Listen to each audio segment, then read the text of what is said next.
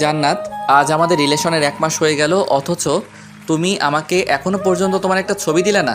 Please আজকে একটা ছবি দাও তোমার। তোমাকে বলছি না এসব ছবির আবদার করবে না। যদি দেখার শখ থাকে তাহলে আমাদের বাড়িতে এসে দেখে যাও। এটা কেমন কথা তুমি বলো? এখন কি আমি যেতে পারবো?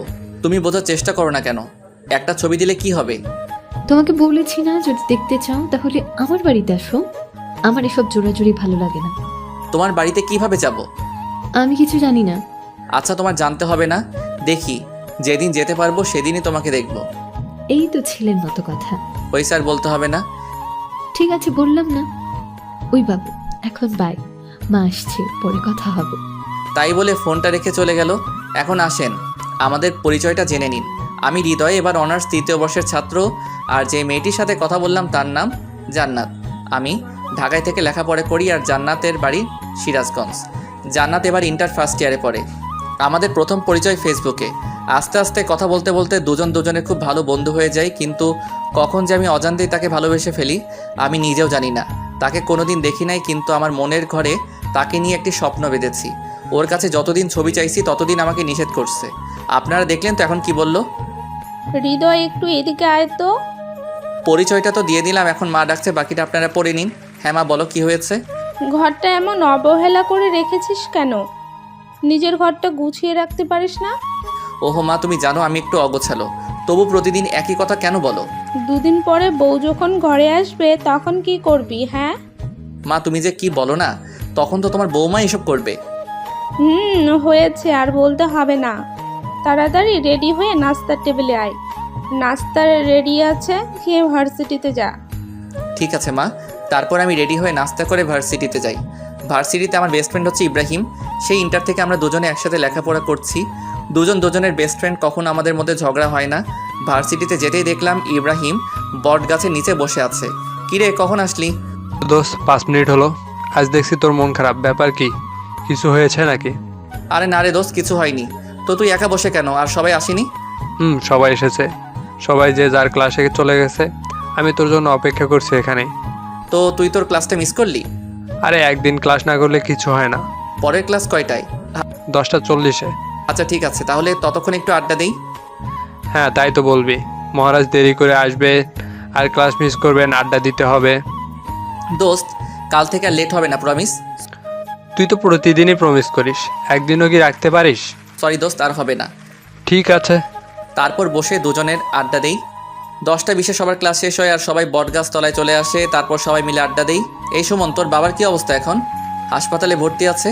সুমনের কোনো বড় ভাই নেই, তাই খুব কষ্ট করে লেখাপড়া করে আর বাবা মাকে দেখাশোনা করে, যার কারণে আমরা সবাই সুমনকে একটু বেশি ভালোবাসি। ওই আগের মতোই রে। আচ্ছা, ডাক্তার কি বলছে? ডাক্তার বলেছে সময় লাগবে, কিন্তু নিশ্চয়তা নেই। মন খারাপ করিস না দোস্ত, সব কিছু ঠিক হয়ে যাবে। দোয়া করিস দোস্ত। আমরা তো সব সময় দোয়া করি। আর তোর মা বাবা তো আমাদের মা বাবার মতোই, তাই না? হ্যাঁ অবশ্যই। তাহলে এমন কথা বললি কেন? সরি দোস্ত, ভুল হয়ে গেছে, আর বলবো না। ঠিক আছে। আচ্ছা মিলি, আজকে মেকআপ করিস নাই নাকি? তুই আবার আমার মেকআপ নিয়ে কথা বলছিস? আচ্ছা হৃদয়, মিলির পিছনে তোর না লাগলে কি পেটের ভাত হজম হয় না নাকি? একদম ঠিক বলেছিস, শালা সারাক্ষণ আমার পিছনে লেগে থাকে। ওই এখন সাপোর্ট পাইয়া এত লাফালাফি করতে হবে না।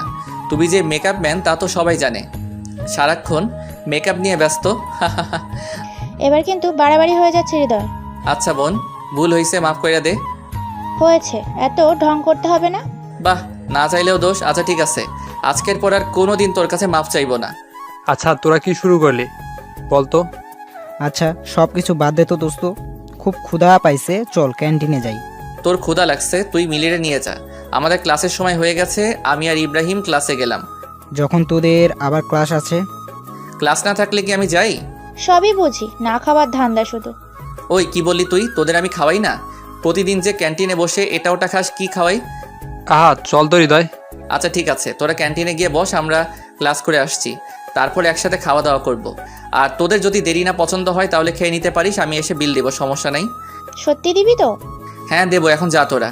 তাই বলে ওদেরকে রেখে আমি আর ইব্রাহিম ক্লাসে চলে গেলাম। ক্লাসে ঢুকতে দেখি নতুন একটা স্যার জয়েন করছে আজকে তার ক্লাস। স্যারের আজ আমাদের প্রথম ক্লাস, তাই আজকে পরিচয় পর্বের মধ্য দিয়ে ক্লাস শেষ করে বেরিয়ে ক্যান্টিনে চলে যাই। ক্যান্টিনে গিয়ে দেখি হারামিগুলো বসে আছে। কিরে তোরা কিছু খাসনি? তোদের ছাড়া আমরা কখনো কিছু খাইছি? আরে বোকা, খাইলে কি হইতো? কিছু হতো না, কিন্তু তোদের ছাড়া আমরা খাবো না তাই খাইনি। আচ্ছা খাসনি, ভালো করছস তো। এখন কি খাবি বল? এখন আর বেশি কিছু খাবো না, হালকা নাস্তা করলেই হবে। আচ্ছা তাহলে সিঙ্গারা আনি, তোরা বস। তাই বলে আমি সিঙ্গারা আনতে গেলাম, সাথে কোল্ড ড্রিঙ্ক নিলাম। তারপর সবাই নাস্তা করে কিছুক্ষণ আড্ডা দিয়ে বাসায় ফিরলাম। বাসায় এসে লাঞ্চ করে বিকালে একটা ঘুম দিলাম। সন্ধ্যায় ঘুম থেকে উঠে দেখি মোবাইলে 29টা মিসড কল। চেক করে দেখি জান্নাতের কল ছিল। কি মরণের ঘুমাচ্ছিলাম, ফোনটা বাজছিল বুঝতে পারিনি। জান্নাত তো আজকে আমাকে মেরেই ফেলবে। তাড়াতাড়ি করে জান্নাতকে একটা ফোন করলাম। হ্যালো জান্নাত। সরি, কে আপনি? আর কাকে ফোন করেছেন? আমি সরি, আসলে ভার্সিটি থেকে এসে লাঞ্চ করে একটু ঘুমিয়ে পড়ছিলাম, তাই বুঝতে পারিনি তখন ফোন করছিলা। সরি। তো ঘুম থেকে উঠেছেন কেন? যান ঘুমান। সরি তো জান। তোমার এই সরি আমার আর ভালো লাগে না। আচ্ছা ঘুমিয়ে পড়েছিলাম তো কি করব? কিচ্ছু করতে হবে না, চুপচাপ বসে থাকো। বাই। তাই বলে ফোনটা কেটে দিল। আল্লাহ গো, মেয়েটা কত রাগ করে। আল্লাহ তুই মেয়েটাকে একটু হেদায়েত দান করো। ফোনটা কেটে যাওয়ার সাথেই আবার ফোন করলাম। কি ব্যাপার, আবার ফোন করেছো কেন? আমার জান পাখিটা, প্লিজ কথা বলো। তোমার সাথে আবার কিসের কথা? কথার কি শেষ আছে? প্লিজ। হ্যাঁ, কথা শেষ আছে। তোমার সাথে আমার আর কোনো কথা নেই। প্লিজ জান, এমনটা করো না, প্লিজ কথা বলো। আচ্ছা ঠিক আছে, বলো কি বলবে। I love you. এটা ছাড়া আর কোনো কথা আছে? আছে তো। তো সেই কথা বলো। আমার না খুব ইচ্ছা করছে তোমার কাছে ছুটে যেতে। তো আসো না কেন? কি করব বলো? সিরাজগঞ্জ তো আমার কোনো রিলেটিভ নেই যে তার পাশেই যাব। রিলেটিভ না থাকলে কি আসা যায় না? যাওয়া যায় তো, কিন্তু আমি তো কিছুই চিনি না, কোথায় যেতে কোথায় চলে যাব।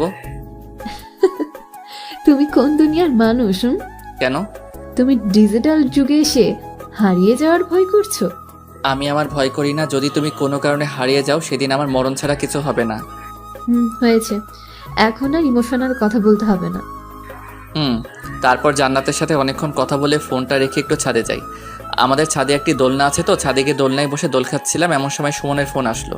হ্যালো হৃদয়, তুই কোথায়? কিরে কি হয়েছে, এভাবে কথা বলছিস কেন? বাবা কেমন জানি করছে, তুই একটু তাড়াতাড়ি হসপিটালে আসবি। আচ্ছা আমি আসতেছি দাঁড়া। তাই বলে ফোনটা রেখে বাসা থেকে বেরিয়ে ইব্রাহিমের বাসায় গেলাম। ইব্রাহিমকে সাথে নিয়ে হাসপাতালে চলে গেলাম। হাসপাতালে গিয়ে দেখি সুমন একটা বেঞ্চের উপরে বসে আছে। আমি সুমনকে বললাম, কি হয়েছে সুমন? বাবার হার্ট অ্যাটাক হয়েছে। কি বলিস, এখন আঙ্কেল কই? ডাক্তার অপারেশন করছে। আচ্ছা তুই কোনো চিন্তা করিস না, সব কিছু ঠিক হয়ে যাবে। তোরা তো জানিস আমি বাবার জন্য কত কিছু করছি। বাবা এমন হলে আমি আর মা থাকবো কিভাবে? আরে কিছু হবে না আঙ্কেলের। আমি সুমনকে সান্ত্বনা দিতে লাগলাম। সান্ত্বনা দিতে দিতে দেখি ডাক্তার অপারেশন শেষে বাহিরে আসলো। আমরা ডাক্তারের কাছে গিয়ে বললাম, অবস্থা ডাক্তার? অবস্থা খুব একটা ভালো নয়, রোগী চাইছে না বাঁচতে। আমরা এখন কি করবো বলেন? মানে কি বলছেন আপনি? উনি হার্টের পেশেন্ট, কিন্তু সেদিকে আমি কোনো চিন্তাই করেন না, সারাক্ষণ নিজের প্রতি অবহেলা করে। এখন আমরা কি করব? আচ্ছা ডাক্তার, এখন কোনো উপায় নেই কি? হ্যাঁ আছে, অনেক মেন্টালি সাপোর্ট দিতে হবে। আচ্ছা ঠিক আছে ডাক্তার, আমরা যথেষ্ট চেষ্টা করব। ঠিক আছে। তারপর ডাক্তার চলে যায়। আমরা সুমনের বাবার কাছে যাই। সুমনের বাবার কাছে গিয়ে বলি, আঙ্কেল এখন কি অবস্থা? এই তো বাবা, জীবন্ত লাশ হয়ে শুয়ে আছি। এমন কথা বলছেন কেন? কি বলবো বাবা, আর কতদিন এভাবে থাকবো? অনেক দিন তো হয়ে গেল। হ্যাঁ অনেক দিন হয়ে গেল। আপনি জানেন আপনি অসুস্থ হওয়ার পর থেকে সুমন আর আন্টি কত কষ্ট করছে। যেখানে সুমনের পড়াশোনায় মনোযোগী হওয়ার কথা, সেখানে পড়াশোনার পাশাপাশি আপনার চিকিৎসা খরচ জোগাতে হয়, পরিবার চালাতে হয়। এই বয়সে সুমনকে কত কষ্ট করতে হচ্ছে বলেন। আর আপনি যদি নিজেকে এভাবে গুটিয়ে নেন তাহলে কিভাবে হবে? আপনার ছেলের দিকেও তো দেখতে হবে নাকি? আপনার ছেলের দুঃখটা কি একটু বোঝার চেষ্টা করবেন না? একটু সুস্থ হয়ে ওঠেন, সবাইকে ভালো রাখতে হবে তো। ঠিক বলছো বাবা, আমি একটা অপদার্থ বাবা। যেখানে বাবাকে সব দায়িত্ব পালন করতে হবে, সেখানে আমার ছেলে আমার দায়িত্ব পালন করছে। তাহলে বুঝেন, এখন আপনাকে যত তাড়াতাড়ি সম্ভব সুস্থ হয়ে উঠতে হবে। আর কোনো চিন্তা করবেন না, আমরা আছি তো, সবসময় হাসি খুশি থাকার চেষ্টা করবেন। ঠিক আছে বাবা, তোমাদের অনেক কষ্ট দিলাম। আমাদের কোনো কষ্ট নেই, তুমি তাড়াতাড়ি সুস্থ হয়ে ওঠো। আমাকে সুস্থ হতেই হবে। এই তো আঙ্কেল, এখন বুঝতে পেরেছেন। তারপর কিছুক্ষণ আঙ্কেলের সাথে কথা বলার পর সুমনকে বুঝিয়ে রেখে আমি আর ইব্রাহিম চলে আসি। বাসায় এসে ঘুমিয়ে পড়ি। পরের দিন ঘুম থেকে উঠে ফ্রেশ হয়ে নাস্তা করে একটু আড্ডা দিতে বেরিয়ে পড়ি। আজ ভার্সিটিতে ক্লাস নেই, তাই ভার্সিটিতে যাওয়া হলো না। আমাদের একটা আড্ডাখানা আছে, সেখানে যেদিন ভার্সিটির সবাই আড্ডা দেই, আজকেও তো আর বিকল্প নেই। সবাই এসে পড়েছে, সবাই বসে আড্ডা দিচ্ছি। হঠাৎ এমন সময় ইব্রাহিমের ফোনে একটা কল আসে। ইব্রাহিম, তোমার ছোট চাচার বিয়ে ঠিক হয়েছে। আগামীকাল আমাদের গ্রামের বাড়ি যেতে হবে। কি বলছো বাবা, সত্যি? হ্যাঁ সত্যি। আমার অনেক মজা হচ্ছে। দাঁড়াও বাবা, আমি তাড়াতাড়ি বাসায় আসছি। আচ্ছা ঠিক আছে। ইব্রাহিম ফোনটা রাখা মাত্রই আমি ইব্রাহিমকে বললাম, কি রে, কি হয়েছে, এত খুশি কেন?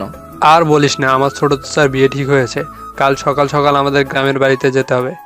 গ্রামের বাড়ি? তোর আবার গ্রামের বাড়ি আছে নাকি? হ্যাঁ রে, তোকে এর আগে বলা হয়নি, কারণ আমার ছোটবেলা থেকেই ঢাকার বড় হয়েছি। গ্রামে 2-1 বার গিয়েছিলাম। তোদের গ্রামের বাড়ি কই? সিরাজগঞ্জ। কি শালা, তোর বাড়ি সিরাজগঞ্জ? আমাকে বলবি না? কেন রে, কি হয়েছে? শালা, আমার সিরাজগঞ্জ একটা কাজ আছে। আমার কোনো রিলেটিভ থাকে না, তাই যাইতে পারতেছি না। আর তোর গ্রামের বাড়ি ওখানে, আমাকে আগে বলবি না? সিরাজগঞ্জ তোর আবার কি কাজ আছে? তোকে বলা যাবে না, একটু সিক্রেট। অনেক দিন ধরেই যাবো বলছি, কিন্তু যাওয়া হচ্ছে না।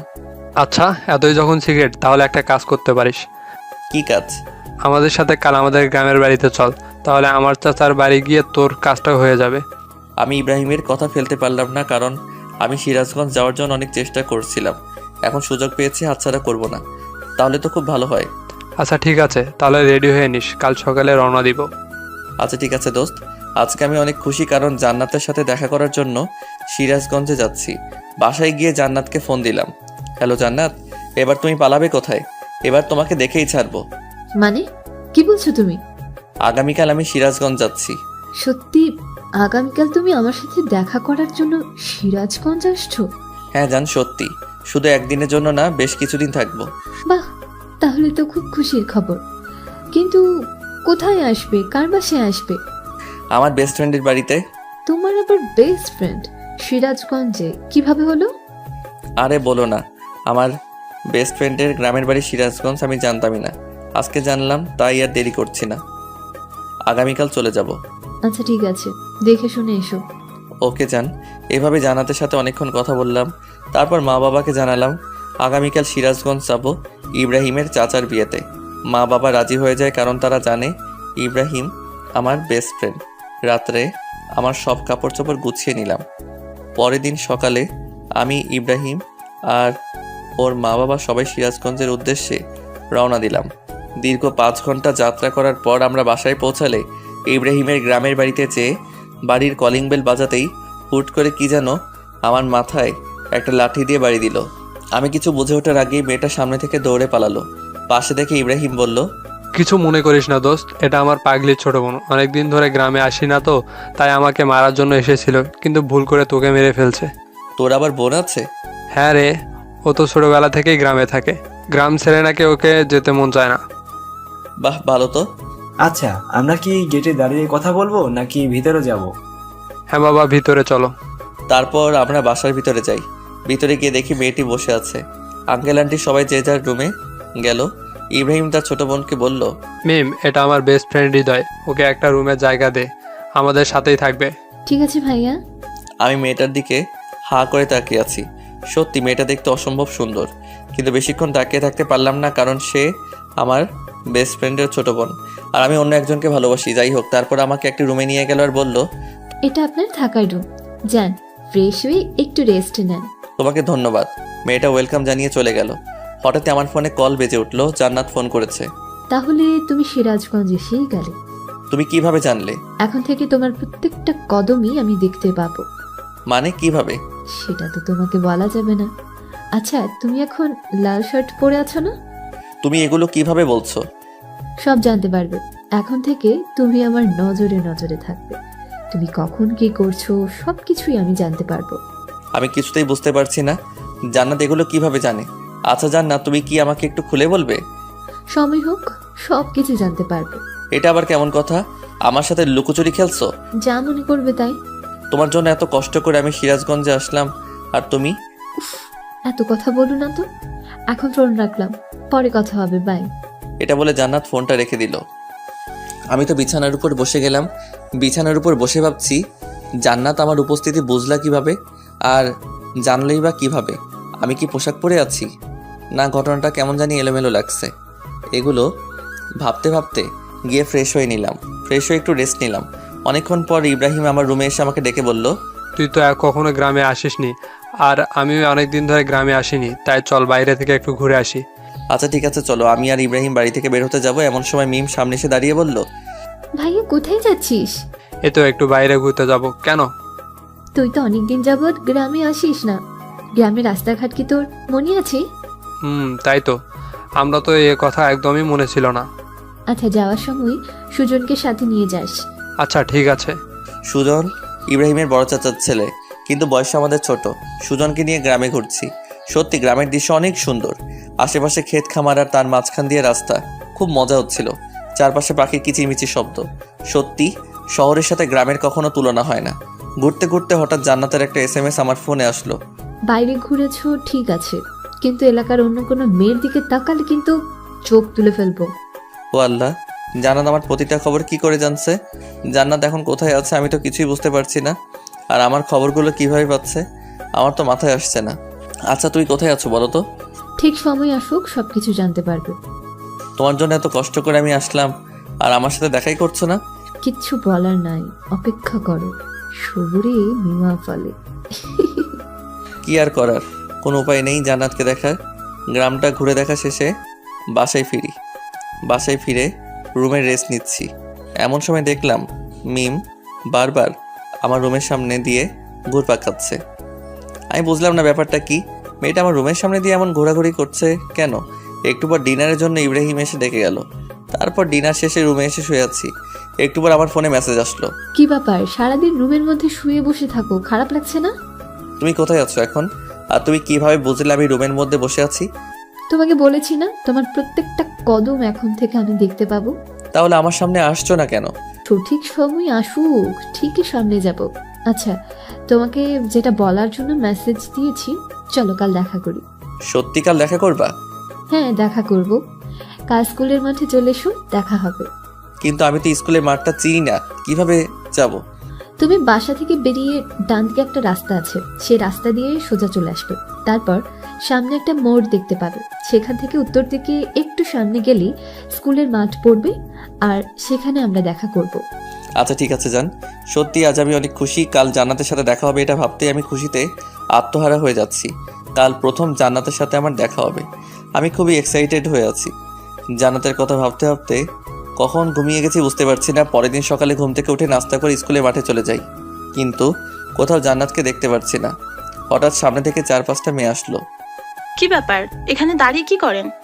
দেখলাম মেয়েগুলোর মধ্যে মিম মেয়েটি আছে। কি বলবো বুঝতে পারছিলাম না। কি হলো, কিছু বলেন না কেন? কি বলবো, একজনের সাথে দেখা করার জন্য আসছি কিন্তু তাকে খুঁজে পাচ্ছি না। কার সাথে দেখা করতে এসেছেন ভাইয়া? জান্নাতের সাথে দেখা করতে আসছি। ও, তাহলে আপনি সেই হৃদয়। হ্যাঁ, কিন্তু আপনারা কারা? আমরা জান্নাতের ফ্রেন্ড। ও আচ্ছা, কিন্তু আপনাদের ফ্রেন্ড কোথায়? জান্নাত তো আসেনি। কেন? জান্নাতের তো আজকে আমার সাথে দেখা করার কথা ছিল। সরি, আজ জান্নাত আপনার সাথে দেখা করবে না। আপনি কি ভেবেছেন জান্নাতের দেখা পাওয়া খুব সহজ? সহজ হবে না কেন? আমি তো তাকে ভালোবাসি। ভালোবাসেন, তাতে কি দেখা হচ্ছে না? আচ্ছা শুনুন, এখানে যখন এসেই পড়েছেন, তাহলে আজকে আপনি আমাদের খাওয়াবেন। আমি আপনাদের কেন খাওয়াবো? বারে দেখতে হবে না আপনি কিপটা নাকি? আমি গিফটটা নই। সেটা তো দেখতেই পাচ্ছি। যদি কিপটা না হতেন তাহলে আমরা জান্নাতের ফ্রেন্ড জানার পর আমাদের খাওয়াতে না করতেন না। আমি কিভাবে বুঝবো যে সত্যি আপনারা জান্নাতের ফ্রেন্ড? আপনি কি আমাদের চিটার ভাবছেন? হইতেও পারেন, কিভাবে বুঝবো? আচ্ছা ঠিক আছে, আমরা চিটার। জান্নাতের সাথে দেখা হওয়ার কথা ভুলে যান। কেন জান্নাতের সাথে দেখা হওয়ার কথা ভুলে যাব কেন? জান্নাত আপনার সাথে দেখা করবে না, আপনি আমাদের চিটার বললেন। আচ্ছা আমার ভুল হয়েছে, সরি। প্লিজ জান্নাতের সাথে দেখা হওয়ার ব্যবস্থা করে দিন। আপনি তো আমাদের খাওয়াতেই চাইলেন না, তাহলে দেখা করানোর কথা ভাববো কিভাবে? হঠাৎ এমন সময় ফোনে মেসেজ আসলো। ও, চুপচাপ আমার ফ্রেন্ডরা যা বলে তাই শোনো। ওরা যা খেতে যায় তাই খাওয়াবেন, না হলে কিন্তু তোমার সাথে দেখা করব না। কিন্তু তুমি কোথায় আছো? আর আজ তো আমার সাথে দেখা করার কথা ছিল। দেখা করার কথা ভুলে যাও। যদি আমার ফ্রেন্ডরা খুশি হয় তোমার প্রতি, তাহলে আমি দেখা করব। কি আর বলবো, বলির পাঠা জান্নাতের সব ফ্রেন্ডকে বললাম চলেন আপনাদের খাওয়াতে নিয়ে যাই। কিন্তু আমরা তো চিটার, তাহলে আমাদের খাওয়াবেন কেন? প্লিজ বোন, মাফ চাই। প্লিজ চলেন। তারপর সবাইকে নিয়ে রেস্টুরেন্টে যাই এবং সবাইকে ইচ্ছা মতো খাওয়াই। একেবারে বিল এসেছে 1850 টাকা। পকেট অর্ধেক ফাঁকা করে ফেললো শুধু একবারই। আল্লাহ জানে আমার পকেট থেকে আর কত খসবে। হোটেলের বিল দিব শেষে জান্নাতের ফ্রেন্ডদের বললাম, এখন তো জান্নাতের সাথে দেখা করার ব্যবস্থা করে দিবেন প্লিজ। আচ্ছা ভেবে দেখি, যদি মনে হয় আপনার সাথে জান্নাতের দেখা করানো যাবে তাহলে দেখা করাবো। এটা কেমন কথা? হ্যাঁ এইটাই কথা।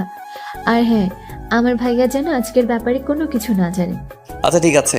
একে তো পকেট থেকে এতগুলো টাকা খসালো, আবার জান্নাতের সাথে দেখা করার ব্যবস্থা করে দিল না। কেমনটা লাগে আপনারাই বলেন তো। দুঃখ ভরা মন নিয়ে বাসায় ফিরলাম। বাসায় ফিরে ফ্রেশ হয়ে ছাদে যাই। ছাদে গিয়ে বসে আছি, কিছু ভালো লাগছে না। বারে বারে জান্নাতের কথা মনে পড়ছে। জান্নাতের সাথে খুব দেখা করতে ইচ্ছে করছে কিন্তু পারছি না। এমন সময় মিম ছাদে চলে আসে আর আমাকে বলে, কি ব্যাপার দুলা ভাই, ছাদি একা একা কি করেন? তুমি আমার সব খবর জান্নাতকে বলো তাই না? সেটা জেনে আপনি কি করবেন? জানি, তুমি জান্নাতকে আমার সকল খবর বলো। তুমি ছাড়া বলার মতো এই বাসায় আর কেউ নেই। হ্যাঁ আমি বলি তো, কি হয়েছে? মিম প্লিজ জান্নাতের সাথে একবার দেখা করার ব্যবস্থা করে দাও না। সরি, আমি পারবো না। এটা বলে মিম আমাকে ভেঙচি কেটে নিচে চলে যায়।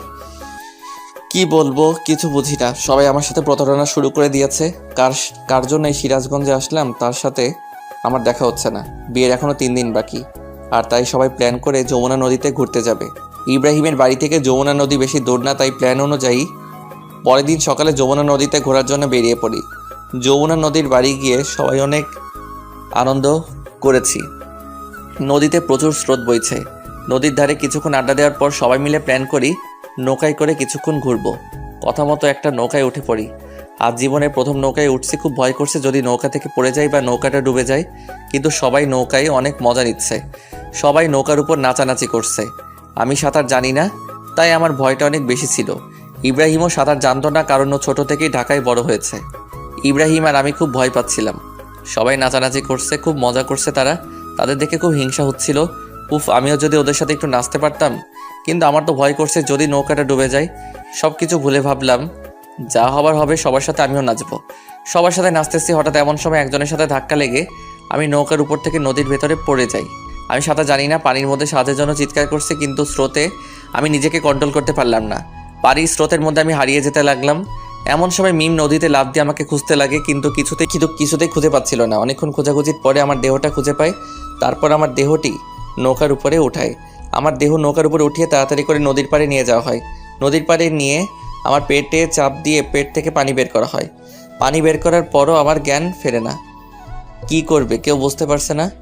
এমন সময় মিম আমার মুখটা একটু ফাঁকা করে মিমের মুখ আমার মুখে বসিয়ে ফু দিতে শুরু করে। সবাই চেয়েছে মিমের কাণ্ড দেখে হাঁ করে তাকিয়ে আছে। কিছুক্ষণ ফু দেওয়ার পরে আমি লাফ দিয়ে উঠি। তারপর আমাকে নিয়ে হাসপাতালে যাওয়া হয়। ডাক্তার আনার চিকিৎসা করা হয়। রোগীর ঠিক মতো যত্ন নিতে হবে, না হলে ভবিষ্যতে কোনো বড় সমস্যা হতে পারে। ঠিক আছে ডাক্তার, আমরা ওর ঠিকভাবে যত্ন নেব। ডাক্তার আমার চিকিৎসা করে আর বলে। তারপর আমাকে হাসপাতাল থেকে বাসায় নিয়ে আসা হয়। বাসায় নিয়ে আসার পর আমার যত্ন নেওয়া হবে খুব ভালোভাবে। বিশেষ করে মিম আমার খুব যত্ন নেয়। জান্নাত আমার কাছে ফোন করে খুব কান্না করতো আমার এমন অবস্থা দেখে। আমি পাগলিটাকে সান্ত্বনা দেওয়া ছাড়া কিছুই করতে পারতাম না। মিম আমার কাছে এসে বারে বারে মাপ চাইতো আর বলতো, সত্যি আমি জানতাম না আপনি সাঁতার জানেন না। আমি তো মজা করে আপনাকে ধাক্কা দিয়েছিলাম, কিন্তু আপনার এমন অবস্থা হবে আমি বুঝতে পারিনি। আমাকে মাফ করে দেবেন প্লিজ। বোকা সমস্যা নাই, তুমি তো না বুঝেও করেছো। তুমি যদি জানতে আমি সাঁতার জানি না তাহলে তার করতে না। এসব চিন্তা বাদ দাও। আজ তোমার জন্য আমি বেঁচে গেছি। আজ তোমার জন্য আমি বেঁচে আছি। তুমি আমায় আবার দ্বিতীয়বারের মতো জীবন বাঁচালেন। তোমার কাছে আমি ঋণী। আমার জন্য এত কিছু হলো, আর আপনি সত্যি আপনি অনেক বড় মনের একজন মানুষ। আর তোমার জন্যই তো আমি নতুন জীবন পেয়েছি। তোমাকে ভুল বুঝবো কিসের জন্য? এখন থেকে আমি আপনার বেশি করে যত্ন নেব। থাকবো না, এত বেশি যত্ন নিতে হবে না। তোর ফ্রেন্ড জানতে পারলে আবার আমার উপর রাগ করবে। জান্নাত আপনাকে কিছু বলবে না। কেন কিছু বলবে না কেন? কারণ আমি সবার মতো না। জান্নাত আমাকে খুব ভালোভাবেই চেনে। তোমাদের ফ্রেন্ডশিপ তোমরাই ভালো বোঝো, কিন্তু আমার উপর রাগ করলে কিন্তু আমি দায়ী নই। তোমাকে রাগ ভাঙিয়ে দিতে হবে। আচ্ছা ঠিক আছে, আমি রাগ ভাঙিয়ে দেব। এখন হ্যাপি? আচ্ছা এখন একটু রেস্ট নেন, আপনার সাথে পরে কথা বলি। এরপর থেকে মেয়েটি আমার খুব যত্ন নেওয়া শুরু করে। আজ ইব্রাহিমের চাচার গায়ে হলুদ। আমিও প্রায় সুস্থ হয়ে গেছি শুধুমাত্র মিমের যত্ন নেওয়ার জন্য। গায়ে হলুদের অর্ধেক দায়িত্ব আমার ও ইব্রাহিমের উপর। আমাকে আর ইব্রাহিমকে বিয়ের দায়িত্ব পালন করতে হচ্ছে। গায়ে হলুদের প্যান্ডেল সাজানো, বাড়িতে সুন্দরভাবে ডেকোরেশন করা, লোকজনের খাওয়া দাওয়ার ব্যবস্থা করা, সব কিছু ছিল আমারও ইব্রাহিমের উপর দায়িত্ব। গায়ে হলুদের জন্য প্যান্ডেল সাজাচ্ছি আর বাড়িতে ডেকোরেশন দিয়ে সাজাচ্ছি। বিকেলবেলা গায়ে হলুদের অনুষ্ঠানে মেয়ে পক্ষরা চলে আসে। হলুদ মাখাতে অনেক মেয়ে আছে, তার মধ্যে একটি মেয়ে দেখতে অনেক সুন্দর ছিল। আমাকে দেখে বারবার আশেপাশে ঘুরতে লাগে। এমনটা দেখে মিম খুব ক্ষিপ্ত হতো। আমি কিছুতেই বুঝতাম না মিম আমার উপর ক্ষিপ্ত কেন। মিম আমাকে বারে বারে বলতো, আজ গায়ে হলুদ অনেক মেয়ে আসছে, যদি কোনো মেয়ের সাথে উল্টাপাল্টা কিছু করতে চান তাহলে কিন্তু আপনার খবর আছে। তোমার ফ্রেন্ড তো আমার সামনে আসে না, তাহলে আমি যদি অন্য কারোর সাথে কিছু করি অসুবিধা কি? আপনার সাহস তো কম না। অন্য কোনো মেয়ের দিকে চোখ তুলে তাকালে আপনার চোখ দুটো উঠিয়ে মার্বেল খেলবো। আচ্ছা, আমি যদি অন্য কোনো মেয়ের দিকে তাকাই তাহলে তোমার কি? ইয়ে, একদম বেশি বেশি করার চেষ্টা করবেন না। আমি কিন্তু জান্নাতকে সব কিছু বলে দেব। শুধু একবার বলে দেখো, তোমার অবস্থা খারাপ করে দেব। কি করবেন শুনি? আমি কি করব আমি নিজেও জানি না। প্লিজ বোন, জান্নাতকে কিছু বলো না। আমি তো জান্নাতকে বলে দেব, দেখি আপনি কি করেন। প্লিজ, আমি তোমার কাছে হাত জোর করছি, প্লিজ জান্নাতকে কিছু বলবে না। আচ্ছা ঠিক আছে। দেখতে দেখতে গায়ে হলুদ শেষ হলো। রাত্রে জান্নাতের সাথে ফোনে কথা বলছি। তুমি গায়ে হলুদের সময় মেয়েদের দিকে তাকিয়েছিলে কেন? ফোন? কোন মেয়ের দিকে তাকাইলে আমার? তোমাকে কে বলে এটা? যে বলা সে বলেছে, তুমি বলো অন্য মেয়েদের দিকে কেন তাকিয়েছো? সত্যি আমি তাকাইনি, ওই মেয়েটা আমার দিকে তাকিয়েছিল। না, তুমি ওই মেয়ের দিকে তাকিয়েছিলে, আমি জানি। সব ছিল একরকম। ওই জান্নাত, সত্যি আমি অন্য কোনো মেয়ের দিকে তাকাইনি। আমি শুধু তোমাকেই ভালোবাসি। তোমাকে ছাড়া অন্য কোনো মেয়ের কথা ভাবতেও পারি না। তুমি সব মিথ্যা কথা বলছো, আমি জানি সব কিছু। আর তাই আজকের পর থেকে তুমি আর আমার সাথে কোনো কথা বলবে না। কথা বলতে বলতে ভালো লাগছিল না, তাই ছাদে যাওয়ার জন্য রুম থেকে বেরিয়ে হাঁটতে থাকি। সিঁড়ির সামনে মিমের রুম। ফোন কথা বলতে বলতে চলে যাচ্ছি, এমন সময় খেয়াল করলাম আমার ফোনে যে ভয়েস যা আসছে তা মিমের রুম থেকেও আসছে। আমি বুঝতে পারছিলাম না। তারপর সব কিছু ভালোভাবে দেখে বুঝলাম যে মিমি আমার সেই জান্নাত। তাই তো বলি যে মিমের কণ্ঠটাও আচরণ এমন কেন লাগছে কেন? আমার কথা বুঝতে পারছো? আজকের পর তুমি আমাকে একদম ফোন দিবা না। আজ থেকে তোমার সাথে আমার ব্রেকআপ। ঠিক আছে, আমার সাথে কথা বলতে হবে না, আমিও তোমার সাথে কথা বলবো না। যাও, তুমি তোমার মতো থাকো। এটা বলে ফোনটা রেখে দেই। তারপর আমি তোমার রুমে চলে যাই। একটু পর মেয়েরা আমার রুমে দৌড়ে আসছে, আমাকে বলতে লাগলো, ওই, আপনি আমার ফ্রেন্ডকে কি বলেছেন? হ্যাঁ, জান্নাত কান্না করছে কেন? ওর সাথে কথা বলবো না তাই। এই আপনার ভালোবাসা? ছি, যার জন্য আপনি ঢাকা থেকে সিরাজগঞ্জ আসলেন তার সাথে কথা বলা বন্ধ করছেন। আপনার কখনো ভালো হবে না। মিম এইসব কথা বলে যাচ্ছিল, এমন সময় আমি মিমকে জড়িয়ে ধরি। কি করছেন আপনি? আপনি আমাকে জড়িয়ে ধরছেন কেন? তাই তো আমি তোমাকে জড়িয়ে ধরেছি। কেন? আচ্ছা, 1 মিনিট দাঁড়াও, আমি জান্নাতকে ফোন করে একটু বলে নেই যে আমি তোমাকে কেন জড়িয়ে ধরেছি। এটা জান্নাতকে বলার কি আছে? তুমি এমন তোতলাচ্ছ কেন? কই তোতলাচ্ছি? তোতলাচ্ছি না তো, এমনি। আচ্ছা, তাহলে আমি জান্নাতকে একটা ফোন দিই। জান্নাতকে কেন ফোন দেবেন? কারণ তুমি আমার জান্নাত, তাই। আমি আপনার জান্নাত হতে যাব কেন? ও আচ্ছা, তাই না? হ্যাঁ, কিন্তু আমি আপনার ফ্রেন্ডের ছোট বোন। আচ্ছা, এখনই প্রমাণ হয়ে যাবে। 1 মিনিট ওয়েট। আমি জানতে একটা ফোন দেই। এটা বলে জান্নাতের নাম্বারে ফোন দিলাম আর মিমের ফোনটা বেজে উঠল। আপনার মোবাইল বাজছে কেন? মোবাইলটা একটু দেখি।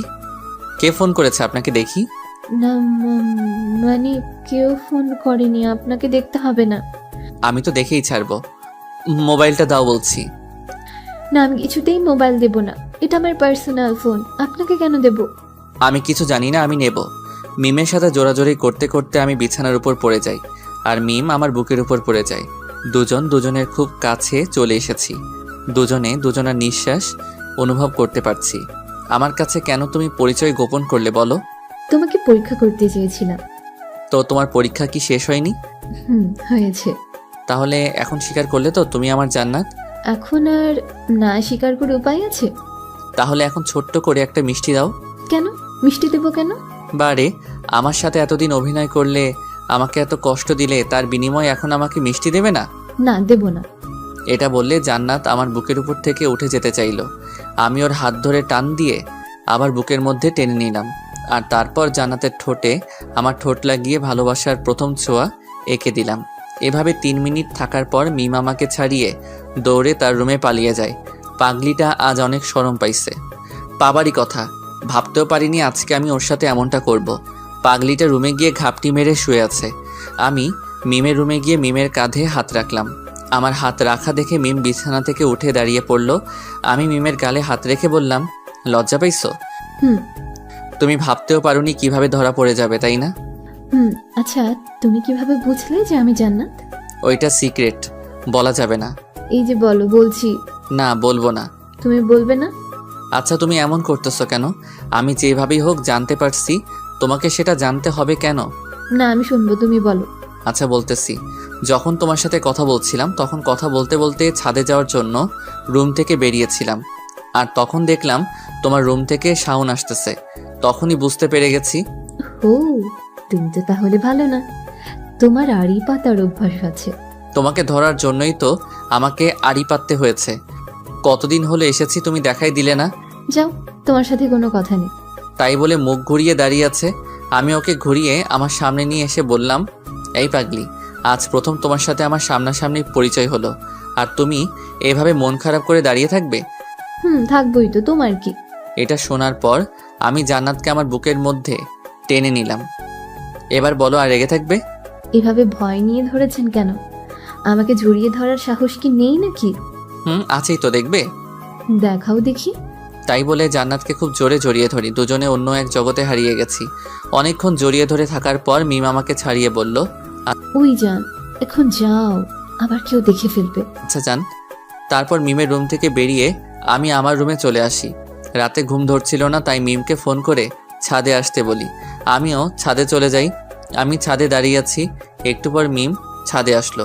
দুজনে ছাদে বসে গল্প করছি। গল্প করতে করতে অনেক রাত হয়ে গেছে। তারপর আমি মিমকে বললাম, আচ্ছা যান, এখন ঘুমাতে হবে, কালকে আবার বিয়ে, অনেক কাজ আছে। তাই তো। আচ্ছা চলো এখন যাই। তাই বলে আমরা দুজনে ছাদ থেকে নেমে রুমে চলে আসি। রুমে এসে ঘুমিয়ে পড়ি। সকালবেলা ঘুম থেকে উঠে নাস্তার টেবিলে বসে আছি। আমার সামনের চেয়ারে মিম বসা। খাওয়ার সময় মিম বারে বারে ওর পা দিয়ে আমার পায়ে পাড়া দিচ্ছিল আর হাসছিল। আমিও হাসছিলাম। তার পাগলামিগুলো খুব ভালো লাগে। খাওয়া দাওয়া শেষে ডেকোরেশনের কাজে লেগে পড়ি। প্রথমে পুরো বাড়িটা সুন্দরভাবে ডেকোরেশন করে সাজাই। দুপুরবেলা গোসল করে সবাই বিয়েতে যাওয়ার জন্য রেডি হই। মিম আজকে অনেক সুন্দরভাবে সেজেছে। মিমকে দেখে চোখ সরাতে পারছি না। সত্যি মিমকে দেখতে আজ অনেক সুন্দর লাগছে। আমি মিমের কাছে গিয়ে বললাম, ওই এত সুন্দর করে সেজেছে কেন? কেন, দেখতে ভালো লাগছে না? ভালো লাগছে না মানে? মনে হচ্ছে আজকে বিয়েটা তোমার আর আমার। কি যে বলো না। সত্যি আজকে তোমাকে দেখতে অনেক সুন্দর লাগছে। তোমার জন্যই তো এত সুন্দর করে সেজেছে। তাই? হুম। আমরা কথা বলছিলাম, এর মধ্যে বরকে রেডি করা হয়। তারপর আমরা কনের বাড়িতে যাওয়া উপলক্ষে রওনা দেই। অনেকক্ষণ যাত্রা করার পর কনের বাড়ির সামনে পৌঁছাতেই দেখলাম অনেক সুন্দর করে গেট সাজানো হয়েছে এবং তার সামনে গেটে কনেপক্ষের লোকজন দাঁড়িয়ে আছে। আমরা গাড়ি থেকে নেমে গেটের সামনে দাঁড়াই আর বরকে কনেপক্ষের লোকজনেরা মিষ্টি খাওয়ায় আর তারপর টাকার আবদার করে। দুলা ভাই, আমাদের মিষ্টি খাওয়ার জন্য 20,000 টাকা দিতে হবে, না হলে গেট ছাড়ছি না। এটা আবার কেমন কথা? টাকা কি গাছের পাতা নাকি? হ্যাঁ, যে বললেন পেয়ে যাবেন, 20,000 টাকা চোখে দেখেছেন? না ভাইয়া, দেখি নাই, তাই তো আজকে চাইতেছি। যদি গেটের ভিতরে প্রবেশ করতে চান তাহলে টাকা দিতেই হবে। টাকা নেবেন ঠিক আছে, কিন্তু এত বেশি চান কেন? একটু কমাই নেন। কেন? কোনো কম নেই, আমরা 15 জন আছি, সবারই তো ভাগ লাগবে নাকি? প্লিজ একটু স্যাক্রিফাইস করেন, একটু ডিসকাউন্ট দেন। কোনো ডিসকাউন্ট দেওয়া যাবে না। আমি চাচার কানে কানে বললাম। চাচা পকেট থেকে 5,000 টাকা বের করে চুপি চুপি ওদের হাতে দিয়ে দেন। আচ্ছা দিচ্ছি। চাচা পকেট থেকে টাকা বের করে ওদের হাতে দেয় আর বলে, কত দিয়েছেন দুলা ভাই? হাতে দেয়। ওরা বলে, দেখেন না কত দেয়া হয়েছে। এ কি, এখানে তো মাত্র 5,000 টাকা। মাত্র 5,000 টাকার জন্য তো এত বড় গেট সাজায়নি। প্লিজ এত বাড়াবাড়ি করবেন না, যা দেওয়া হয়েছে তাই রাইখা দেন। না না, আমরা কোনো কথাই শুনবো না। আচ্ছা ঠিক আছে, একটু কমিয়ে দিলাম, 18,000 টাকা দেন। পাগল হয়েছেন নাকি আপনারা? আমরা কিছু জানি না, টাকা পেলে তবেই গেট ছাড়বো, তাছাড়া গেট ছাড়ছি না। অনেকক্ষণ ধরে তর্কাতর্কি করতে করতে শেষ পর্যন্ত 9,000 টাকা ম্যানেজ করে ফেললাম। উফ, কি ডাকাত রে ভাই, শুধু গেট ধরে 9,000 টাকা নিয়ে নিল। গেট দিয়ে ভেতরে প্রবেশ করে আমরা বসে আছি। একটু পর বিয়ে পড়ানো কাজ শুরু হলো। আলহামদুলিল্লাহ, দেখতে দেখতে বিয়েটা সম্পূর্ণ হয়ে গেল। বিয়ে শেষে খাওয়া দাওয়ার পর্ব শুরু। কনেপক্ষ দেখছি খাওয়া দাওয়ার বিশাল আয়োজন করেছে, অনেক রকম আইটেম করা হয়েছে। সবাই অনেক মজা করে খাওয়া দাওয়া করা হলো। খাওয়া দাওয়া শেষে বরকনেকে নিয়ে বাড়িতে ফিরি। সারাদিন অনেক ধকল গেছে, তাই বাসায় ফিরেই বরকনেকে তাদের বাসর ঘরে ঢুকিয়ে আমরা সবাই যে যার রুমে গিয়ে শুয়ে পড়ি। আমি রুমে গিয়ে শুয়ে আছি, কিন্তু ঘুম ধরছে না। কিছুক্ষণ চুপচাপ শুয়ে থাকার পরও ঘুম ধরছিল না। না পেরে জান্নাতকে ফোন করে ছাদে আসতে বললাম। দুজনে ছাদে গিয়ে বসে আছি। আজ তো চাচার বাসর রাত। তো এই বাসর রাত নিয়ে মানুষের কত পরিকল্পনা থাকে, তার কোনো শেষ নেই। থাকবই তো। রাতে দুজন দুজনকে খুব ভালোভাবে জেনে নেয়, বুঝে নেয়, ভালোবাসা আদান প্রদান করে। আমাদেরও এমন হবে, তাই না? চাহ দুষ্টু, ওই কিছু ভালো লাগছে না, একটা পাপ্পি দাও না। খুব লোভ ধরেছে তাই না? একটুখানি দাও না জান। দিন দিন তোমার চাহিদা কিন্তু বেড়েই যাচ্ছে। কি দেবে না তো? না, দেব না। ওকে। তাই বলে ছাদ থেকে নেমে আসতে ধরলাম। এমন সময় জান্নাত আমার হাত টেনে বুকের মধ্যে জড়িয়ে ধরে আমার ঠোঁটে ঠোঁট লাগিয়ে ভালোবাসার ছোঁয়া এঁকে দিল। ঠিক 5 মিনিট পর ছেড়ে দেয়। উফ, আরেকটু হলেই তো মরেই যেতাম। নিঃশ্বাসটা থেমে এসেছিল। কি আর লাগবে? না জান, আজকে আর চাই না। আচ্ছা ঠিক আছে, এখন চুপচাপ রুমে গিয়ে ঘুমিয়ে পড়বো। আচ্ছা যান। তারপর সোজা রুমে গিয়ে ঘুমিয়ে পড়ি। পরের দিন ঘুম থেকে উঠে সবাই বরকনেদের দিকে তাকিয়ে আছি। সবাই খুব হাসাহাসি করছে আর বলছে, রাত কেমন কাটলো? ওহ ভাবি, তুমি না এইসব নিয়ে কেউ জিজ্ঞেস করে? আই হাই, আমার দেবর তো লজ্জায় লাল হয়ে গেছে। চাচা কোনো কথা বলতে পারছে না, লজ্জায় লাল হয়ে গেছে। আর চাচির তো কোনো কথাই নেই। অনেকক্ষণ মজা করার পর বরকনেকে সকালে নাস্তা করানো হয়। তারপর আমরা সবাই নাস্তা করি। নাস্তা করে কাজে লেগে পড়ি, কারণ বিকেলবেলা কনে পক্ষ থেকে আমাদের বাড়িতে আসবে। খাওয়া দাওয়া সব ব্যবস্থা করতে হবে। ইব্রাহিমকে বাবুরকে আনতে পাঠিয়ে দেই। বাবুর চিরা রান্নার কাজে লেগে পড়ে। আমিও রান্নার কাজে লেগে পড়ি। দুপুরের মধ্যে সব রান্না শেষ করে ফেলে। আমাদের রান্না শেষ হতে হতেই মেয়ে পক্ষ বাড়িতে চলে আসে। তারপর খাওয়া দাওয়ার পর্ব শুরু করে দেই। সবার আগে সকল মেয়ে পক্ষকে খাওয়াই, তারপর এলাকার লোকজনকে খাওয়াই। সবাইকে খাওয়ানো শেষে রাতে কনে পক্ষের লোকজন বরকনেকে তাদের বাড়িতে নিয়ে যায়। বরকনেকে কনে পক্ষের সাথে পাঠিয়ে বাড়িতে সব কিছু গুছিয়ে নিয়ে সবাই রেস্ট নিতে যে যার রুমে চলে যায়। সারাদিন কাজ করার পর শরীরটা খুব ক্লান্ত লাগছে, তাই রেস্ট নেওয়ার জন্য রুমে চলে যাই। বিছানায় শুয়ে আছি আর কি যেন ভাবছি। হঠাৎ কখন ঘুমিয়ে পড়েছি নিজেও জানি না। সকালবেলা জান্নাতের ডাকে ঘুম ভাঙে। এই যে মহারাজ, এখনো ঘুম থেকে ওঠেনি? কি, কয়টা বাজে? 9টা বাজে, আর আপনি পড়ে পড়ে ঘুমাচ্ছেন। কি বলো, এখন এত বেলা হয়ে গেল? আপনি তো পড়ে পড়ে ঘুমাচ্ছিলেন, কিভাবে জানবেন? তাই তো। আচ্ছা তুমি যাও, আমি ফ্রেশ হয়ে আসছি। ওকে। তারপর জান্নাত রুম থেকে চলে যায় আর আমি ফ্রেশ হয়ে নাস্তার টেবিলে চলে যাই। নাস্তার টেবিলে বসে জান্নাত আর আমার চোখে চোখে কথা হচ্ছিল। এমন সময় খেয়াল করলাম ইব্রাহিম আমার দিকে তাকিয়ে আছে। আমি আর কিছু করলাম না, চুপচাপ নাস্তা করে রুমে চলে আসলাম। অনেকক্ষণ ধরে রুমে বসে আছি, কিছু ভালো লাগছে না, তাই ছাদে চলে গেলাম। ছাদে গিয়ে দাঁড়িয়ে আছি। কিছুক্ষণ পর অনুভব করলাম কেউ একজন পেছন থেকে আমাকে জড়িয়ে ধরলো। আমি পিছনে তাকিয়ে দেখি জান্নাত। কি ব্যাপার, তুমি কখন আসলে? দেখলাম তুমি ছাদে আসছো, তাই পেছনে পেছনে চলে আসলাম। তো পিছন থেকে এইভাবে জড়িয়ে ধরলে কেন? কেন, ভালো লাগছে না বুঝি? ভালো লাগবে না কেন? এই দিনের বেলা তুমি আমাকে জড়িয়ে ধরে আছো, কেউ যদি দেখে তাহলে সমস্যা হবে তো। কেউ দেখলে দেখুক, আমার বইয়েই গেছে তাতে। পাগলামি করো না, একটু বোঝার চেষ্টা করো। তুমি চুপ থাকবে? দেখো জান্নাত, একটু বোঝার চেষ্টা করো। এখন আমরা ছাদে আছি, যদি কেউ দেখে ফেলে তাহলে অনেক বড় সমস্যা হয়ে যাবে। তুমি চাও না তো আমি তোমাকে এভাবে জড়িয়ে ধরে থাকি? আচ্ছা ঠিক আছে, থাকো তুমি তোমার মতো, আমি গেলাম। এটা বলে জান্নাত যখন পেছনে ফিরে ছাদ থেকে নেমে যেতে চাইলো, পিছনে ফিরে জান্নাত চমকে গেল। আমি পিছনে তাকাতেই দেখি ইব্রাহিম দাঁড়িয়ে আছে। ইব্রাহিম, তুই এখানে কখন আসলি? কেন ডিস্টার্ব করলাম বুঝি? দোস্ত, এসব কি বলিস? জান্নাত, তুই নিজে যা।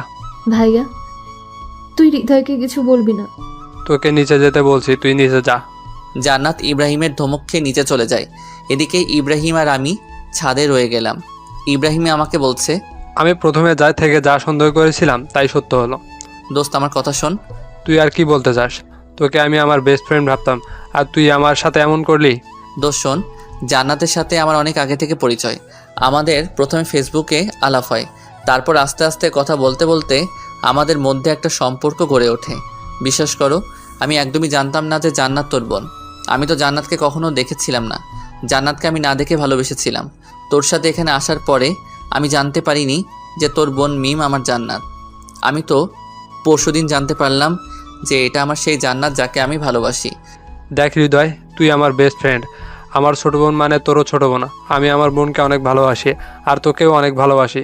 আমি কোনো কারণে আমাদের বন্ধুত্বটা নষ্ট করতে চাই না। আমি কি বোঝাতে চেয়েছি তুই বুঝতে পেরে পারছিস? দোস্ত, আমি জান্নাতকে অনেক ভালোবাসি রে। আমি ওকে ছাড়া থাকতে পারবো না কিছুতেই। আর কিছুই করার নাই, প্লিজ তুই জান্নাতকে ভুলে যা। কিভাবে ভুলে যাব তুই বল? আমি কিভাবে বলবো? আমি শুধু এটুকুই বলবো, তুই মিমকে ভুলে যা। আচ্ছা, কাকে ভুলে যাব তুই বল? যাকে আমি না দেখে ভালোবেসেছি তাকে? যাকে আমি নিজের থেকেও বেশি ভালোবাসি তাকে? যে আমাকে দ্বিতীয়বারের মতো জীবন দান করলো তাকে? যে আমাকে বিশ্বাস করে আমার সাথে সারা জীবন কাটানোর প্রতিজ্ঞা করেছে তাকে? তুই বল, আমি কিভাবে ভুলে যাব? শোন হৃদয়, তোকে সব কিছু ভুলে জান্নাতকে ভুলে যেতে হবে। আমি আমার জীবনকে কষ্ট দিতে পারবো না, আর আমি কখনোই আমাদের বন্ধুত্বটা নষ্ট করতে চাই না কিছুতেই। প্লিজ, তোকে আমার বন্ধুত্বের কসম। তুই এটা কি করলি? তুই কেন বললি এটা? আমি জান্নাতকে কিভাবে ভুলে যাব? হৃদয়, তুই নিজেকে শক্ত কর। আর হ্যাঁ, আমি তোকে যে এসব বলছি তা যেন জান্নাত কিছুতেই জানতে না পারে। আচ্ছা ঠিক আছে। আচ্ছা চল এখন নিচে যাই। প্লিজ তুই যা, আমাকে একটু একা থাকতে দে। ঠিক আছে, কিন্তু কথাটা মনে রাখিস। তোকে বললাম তো, তুই যা এখান থেকে। ওকে, আমি যাচ্ছি। তাই বলে ইব্রাহিম নিচে চলে গেল। আমি একা ছাদে দাঁড়িয়ে আছি, কিছুতেই চোখের জলকে থামাতে পারছি না। আমি জান্নাতকে কিভাবে ভুলে যাব? যে আমার নিঃশ্বাস, যার সাথে একটা মুহূর্ত কথা না বললে আমার খুব কষ্ট হয়, তাকে কি করে ভুলে যাব? ইব্রাহিম, তুই আমাকে কেন আমাদের বন্ধুর কসম দিলি? আমি কি জান্নাতকে কিছুতেই ভুলতে পারবো না রে? প্লিজ তুই কসমটা উঠিয়ে নিয়ে অনেকক্ষণ ধরে ছাদে একা একা দাঁড়িয়ে কান্না করছি। জানি না পাগলিটা নিচে কি করছে। যদি আগে জানতাম জান্নাত ইব্রাহিমের বোন, তাহলে হয়তো কখনোই তাকে ভালোবাসতাম না। কিন্তু আমি তো জান্নাতকে আগে থেকেই ভালোবাসি, তাহলে কেন হচ্ছে আমার সাথে এমনটা? জান্নাত, তুমি আমাকে মাফ করে দিও। হয়তো আর কখনো তোমাকে ভালোবাসি কথাটা বলতে পারবো না। অনেকক্ষণ ছাদে দাঁড়িয়ে কান্না করার পর নিজেকে অনেক দুর্বল মনে হচ্ছে, তাই ছাদ থেকে নেমে রুমে গিয়ে শুয়ে আছি। ব্যাগে কিছু ঘুমের ওষুধ ছিল, সেগুলোকে ঘুমিয়ে আছে, যাতে জান্নাত আমাকে ডাকলে আমি সাড়া দিতে না পারি। আমি ঘুমিয়ে আছি গভীর ঘুমে। রাত 3টায় ঘুম ভাঙলো। ঘুম ভাঙতেই দেখি আমার পায়ের কাছে কে যেন বসে গুমড়ে গুমড়ে কাঁদছে। আমি ভালো করে চোখ ঘষে নিয়ে তাকিয়ে দেখি জান্নাত। কি ব্যাপার জান্নাত, তুমি এত রাতে এখানে? আমি সরি হৃদয়, তখন তোমার কথা আমি শুনিনি। তখন যদি তোমার কথা আমি শুনতাম, তাহলে আজ ভাইয়ার কাছে ধরা খেতাম না। আরে পাগলি, কান্না করো কেন? একদিন একদিন সবাই তো জানতেই পারতো, তাই না? ভালো হয়েছে ইব্রাহিম জানতে পারছে। যদি আঙ্কেল আন্টিকেও দেখতে পেত তাহলে আমাকে অনেক খারাপ ভাবতো। এখন আমি কি করব? মা বাবাকে আমাদের সম্পর্কের কথা জানাবো?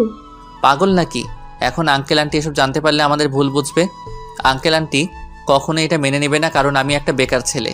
কোনো মা বাবা তার মেয়েকে বেকার ছেলের হাতে তুলে দিতে চাইবে না। তাহলে এখন কি করব? প্লিজ কান্না করো না, তোমার কান্না আমি সহ্য করতে পারছি না।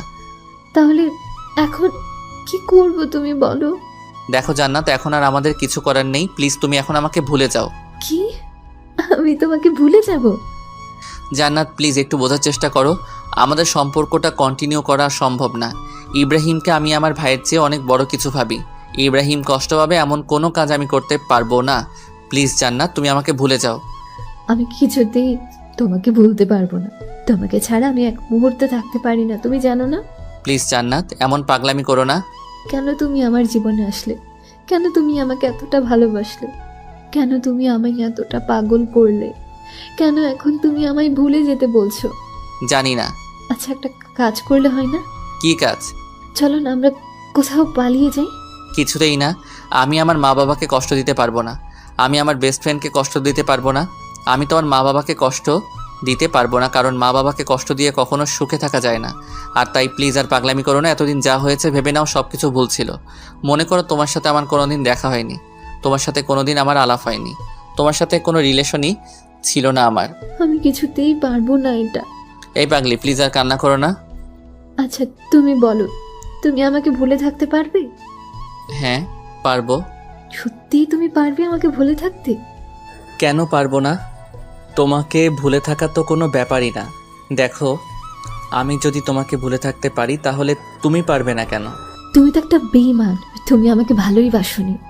যদি ভালোবাসতে তাহলে ভুলে যাওয়ার কথা বলতে না। এই তো সত্যটা ধরতে পারছো। আমি তো তোমাকে মন থেকে ভালোবাসিনি। হ্যাঁ, এতদিন তো শুধু অভিনয় করেছি। তোমার মতো বেঈমানকে ভালোবাসাটা আমার জীবনের সব থেকে বড় ভুল। এখনো সময় আছে, চাইলে ভুলটা সংশোধন করে নিতে পারো। হ্যাঁ তাই করব। একটা বেঈমানকে ভালোবেসেছিলাম, এটা ভুলে যেতে আমার বেশি সময় লাগবে না। আমিও তো এটাই চাই, তুমি আমাকে ভুলে যাও। জান্নাত দৌড়ে বাড়ি থেকে বেরিয়ে চলে যায়। সত্যি আমি অনেক বড় বেঈমান। আমি বন্ধুত্বটা টিকিয়ে রাখার জন্য আমার ভালোবাসাটা কবর দিলাম। কিছু কিছু ভালোবাসা এমনই, কিছু সম্পর্কের কাছে হার মেনে যায়। আমার ভালোবাসাটাও না হয় এভাবেই হারিয়ে গেল। আজ খুব কষ্ট হচ্ছে, কিন্তু কি করব, আমার কিছু করার নেই। সত্যি আমি ইব্রাহিমকে কষ্ট দিতে চাই না। ইব্রাহিমকে আমি অনেক ভালোবাসি। রাতে ভাবছি যদি আমি এখানে থাকি তাহলে রোজ জান্নাতের সাথে আমার দেখা হবে, আর জান্নাতের সাথে আমার দেখা হলে জান্নাত আমাকে কিছুতেই ভুলতে পারবে না, আর আমিও জান্নাতকে কিছুতেই ভুলতে পারবো না। তাই সব থেকে ভালো হবে আমি কাল সকালে কাউকে কিছু না জানিয়ে এখান থেকে চলে যাব। কথা মতো পরের দিন সকালে সিরাজগঞ্জ থেকে আমি ঢাকায় চলে আসি। কিন্তু ঢাকায় আসার আগে আমি রাত্রে একটা চিঠি লিখি, আর চিঠিটা গোপনে জান্নাতের টেবিলের উপর রেখে আসি। পরদিন সকালে জান্নাত ঘুম থেকে উঠে হৃদয়কে খুঁজতে যায়, কিন্তু হৃদয়কে রুমে খুঁজে পায় না। পুরো বাড়ি তন্ন তন্ন করে খুঁজে কিন্তু কিছুতেই হৃদয়ের দেখা পায় না। খুব হতাশা নিয়ে নিজের রুমে ফিরে রুমে গিয়ে বিছানায় বসে কান্না করতে লাগলো। হঠাৎ এমন সময় টেবিলের উপর চোখ পড়ল। জান্নাত দেখতে পেল টেবিলের উপর একটা চিঠি পড়ে আছে। জান্নাত দৌড়ে গিয়ে চিঠিটা উঠিয়ে খুলে চিঠিটা পড়তেই অবাক হয়ে গেল। চিঠিতে লেখা ছিল, প্রিয় জান্নাত, পারলে আমাকে মাফ করে দিও। সত্যি আমি অনেক বড় স্বার্থপর এবং বেঈমান। তোমাকে ভালোবাসার কোনো অধিকারই আমার নেই, আর তাই আমি চলে যাচ্ছি। আর কোনো দিন তোমার সামনে আসবো না। পারলে আমায় মাফ করে দিও। তোমাকে অনেক কষ্ট দিয়েছি। ভালো থেকো, সুখে থেকো, আর নতুন করে জীবন শুরু করো। ইতি, তোমার হৃদয়। চিঠিটা পড়ে জান্নাত আর কান্না থামাতে পারল না। খুব জোর কান্না করছে আর বলছে, হৃদয়, তুমি আমাকে এই চিনলা? তোমাকে আমি এত ভালোবাসলাম, কি রাগের মাথায় একটা কথা বলে ফেলেছি, আর তুমি আমাকে ছেড়ে চলে গেলে। তুমি ভাবলে কিভাবে তোমাকে ছাড়া আমি বাঁচবো? আমি তোমাকে ছাড়া বাঁচতে পারবো না, তুমি জানো না? কেন তুমি আমাকে ছেড়ে চলে গেলে? প্লিজ ফিরে আসো হৃদয়। খুব কান্না করছে আর বলছে, পাগলিটার কি দোষ বলেন? সত্যি যে দুজন দুজনকে অনেক ভালোবাসে, কিন্তু নিয়তির কাছে তাদের ভালোবাসা হেরে যাচ্ছে। জান্নাত হৃদয়ের এভাবে ছেড়ে যাওয়াটা কিছুতেই মেনে নিতে পারছিল না, আর তাই জান্নাত অনেকগুলো ঘুমের ওষুধ একসাথে খেয়ে ফেলে। জান্নাতের অবস্থা খুবই খারাপ। বাসায় জান্নাতের পাগলামি ব্যাপারটা বুঝতে পেরে সবাই তাড়াতাড়ি করে হাসপাতালে নিয়ে যায়। জান্নাত এখন অপারেশন থিয়েটারে আছে। ডাক্তাররা জান্নাতের চিকিৎসা করছে। অনেকক্ষণ চিকিৎসা করার পর ডাক্তার অপারেশন থিয়েটার থেকে বেরিয়ে বাসার সবাইকে বলল, পেশেন্টের অবস্থা অনেক খারাপ, স্টমাক ওয়াশ করা হয়েছে, এখন বাকিটা আল্লাহর উপর। কি বলছেন ডাক্তার? আমার মেয়েটাকে যে করেই হোক সুস্থ করে তুলতে হবে ডাক্তার। দেখেন, আমি আমার বেস্টটাই দিয়ে ট্রাই করেছি, কিন্তু বাকিটা আল্লাহর হাতে। আপনারা সবাই আল্লাহর উপর ভরসা রাখুন। এটা বলে ডাক্তার চলে যায়। এদিকে বাসার সবাই প্রচুর কান্না শুরু করে। সবার অনেক আদরের মেয়ে জান্নাত, সবার ছোট মেয়েটা অনেক চঞ্চল, তাই সবাই জান্নাতকে অনেক ভালোবাসে। জান্নাত এখন আইসিইউতে রাখা আছে। 3 ঘন্টা পর আইসিইউ থেকে একটা নার্স বেরিয়ে সকলের উদ্দেশ্যে বলে, আপনাদের মধ্যে হৃদয় কে? কেন, কি হয়েছে? পেশেন্ট বারবার হৃদয় নামটা বলছে। যদি পারেন হৃদয়কে একবার রুমে পাঠিয়ে দিন, হয়তো পেশেন্ট সুস্থ হয়ে উঠতে পারে। ঠিক আছে নার্স, আমরা চেষ্টা করব। ইব্রাহিম মনে মনে ভাবছে, মা বাবাকে এখন আমি কি জবাব দিব? মা বাবাকে আমি কিভাবে বলবো যে আজ জান্নাতের অবস্থার জন্য হৃদয় দায়ী? আজ আমার বোনটা হৃদয়কে ভালোবাসে বলেই এই অবস্থা হয়েছে। মা বাবাকে উল্টাপাল্টা কিছু বলে ইব্রাহিম ম্যানেজ করে নেয়। তারপর ইব্রাহিম হৃদয়কে অনেক ফোন করে, কিন্তু লাইনে পায় না, কারণ হৃদয় ইব্রাহিমের কথা রাখতে গিয়ে নিজের ভালোবাসাটাকে বিসর্জন দিয়ে নিজেকে একা করে নিয়েছে। জান্নাত ছেলেটার সাথে কোনোভাবে যোগাযোগ করতে না পারে, তার জন্য হৃদয় তার সব যোগাযোগের মাধ্যম বন্ধ করে দেয়। এর ফলে ইব্রাহিম কিছুতেই আর হৃদয়ের সাথে যোগাযোগ করতে পারে না। এভাবেই বেরিয়ে যায় অনেকটা সময়। হৃদয় এখন অনেক একা। হৃদয় আর কারো সাথে ঠিকভাবে কথা বলে না, ঠিকভাবে চলাফেরা করে না, ঠিকভাবে খাওয়া দাওয়া করে না। দিনে দিনে নিজেকে তিলে তিলে শেষ করে দিচ্ছে হৃদয়। একদিকে হৃদয় নিজেকে তিলে তিলে শেষ করে দিচ্ছে, অপরদিকে জান্নাত হাসপাতালে মৃত্যুর সাথে পাঞ্জা লড়ছে। অনেক কষ্টের পর জান্নাতকে ধীরে ধীরে সুস্থ করে তোলা হয়। জান্নাত এখন অনেকটা সুস্থ আর নিজেকে সম্পূর্ণ প্রস্তুত করে নিয়েছে। জান্নাত আর হৃদয়ের কথা ভাবে না। হয়তো হৃদয়ের চলে যাওয়াতে জান্নাত তাকে ভুলে যাওয়ার কারণ খুঁজে পেয়েছে। ধীরে ধীরে জান্নাত হৃদয়কে একেবারে ভুলে যায়, কিন্তু হৃদয় কিছুতেই জান্নাতকে ভুলতে পারে না। তাই হোক, দেখতে দেখতে দিনের পর দিন কেটে যায়, মাসের পর মাস কেটে যায়, অনেকটা সময় পেরিয়ে যায়, দুজন দুজনকে ছাড়া কাটিয়ে দেয়। ইব্রাহিম এখন ঢাকায় আছে, কিন্তু জান্নাতের অবস্থা হৃদয়কে জানায়নি। কারণ ইব্রাহিম ভেবেছে, যার জন্য আমার বোন মরতে বসেছিল তাকে কাজের সময় পাশে পাইনি, তাকে কেন আমার বোনের কথা বলবো? এর চেয়ে সে আমার বোনকে ভুলে থাক, এটাই ভালো। আর আমার বোনও হৃদয়কে ভুলে গেছে, আর তাই নতুন করে আমাদের মধ্যে আবারও ভালোবাসার বীজ বপন করতে চাই না। হৃদয় ধীরে ধীরে নিজের অবস্থান পরিবর্তন করে। হৃদয় লেখাপড়ার পাশাপাশি একটা জব করে। জবটা একটা প্রাইভেট কোম্পানিতে, আর তাই হৃদয়কে একটু পরিশ্রম করতে হয়। দেখতে দেখতে 1টি বছর পেরিয়ে যায়। জান্নাতের সাথে হৃদয়ের আর কোনো যোগাযোগ হয় না। একদিন অফিস শেষে হৃদয় বাসায় ফিরে ফ্রেশ হতে যাবে, হঠাৎ এমন সময় তার ফোনটা বেজে উঠল।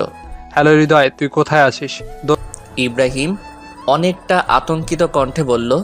তখন আমি অনেক ভয় পেয়ে যাই ইব্রাহিমের এমন কণ্ঠ শুনে। কী হয়েছে দোস্ত, তোর কণ্ঠটা এমন লাগছে কেন? এরপর হৃদয় যা শুনতে পায় সেটা শোনার জন্য হৃদয় মোটেও প্রস্তুত ছিল না। কি বলছিস তুই জাতা?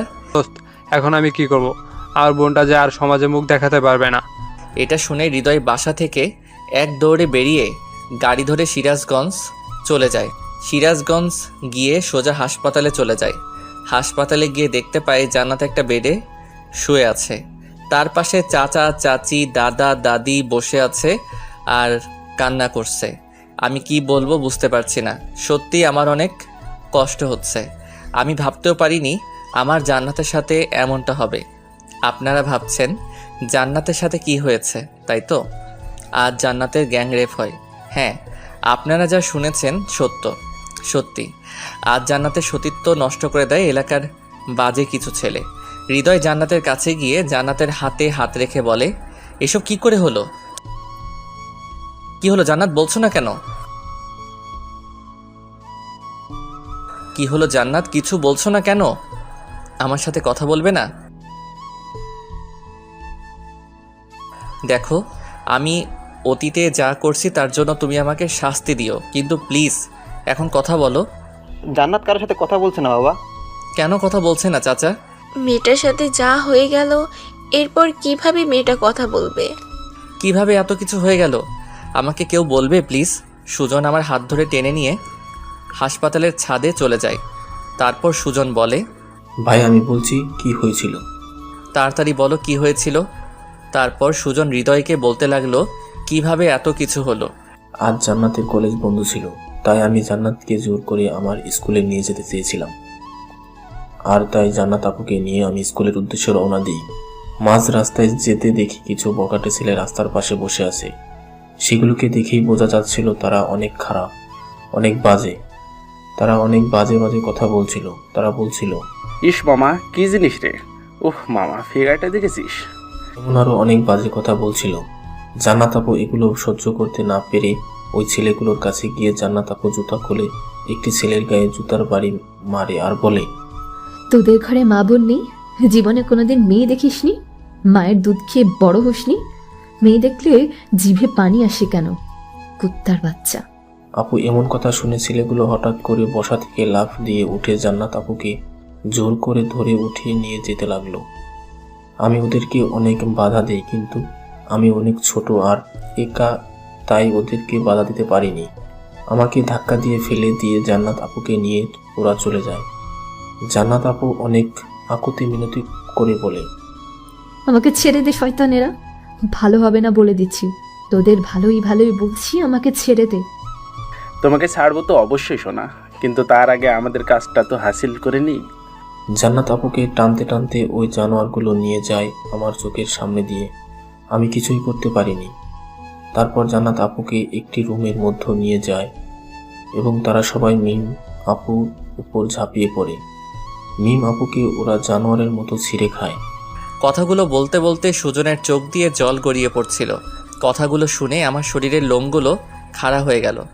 আমি নিজেকে কন্ট্রোল করতে পারছি না, চোখ দিয়ে অঝরে পানি ঝরছে। আমি ছাদ থেকে নেমে জান্নাতের কাছে গেলাম। নিচে এসে দেখি আঙ্কেল আন্টি ইব্রাহিম সবাই চলে এসেছে।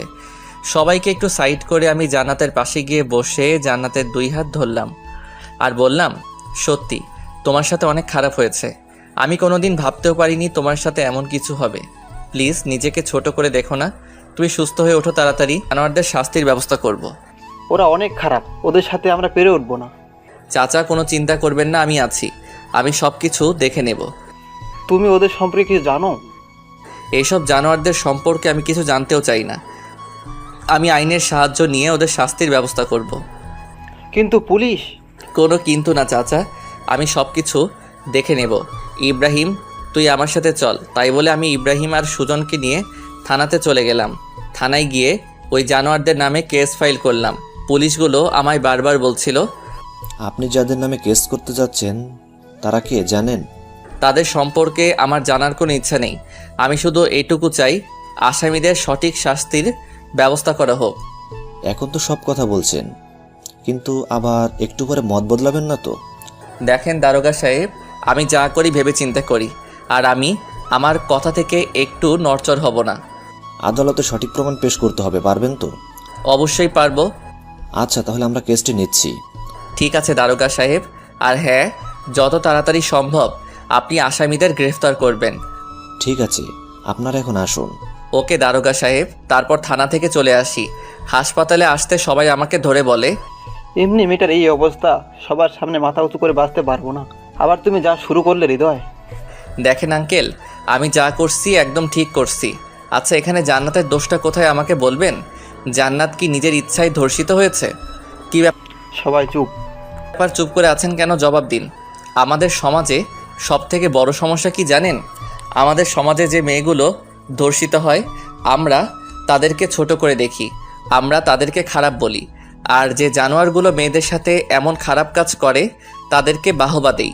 যেখানে আমাদের মেয়েটিকে মেন্টালি সাপোর্ট দেওয়ার কথা, সেখানে আমরা মেয়েটিকে ছোট করে দেখি, মেয়েটিকে আমরা অপমান করি। আমরা ধর্ষিত মেয়েদের সমাজের বোঝা মনে করি।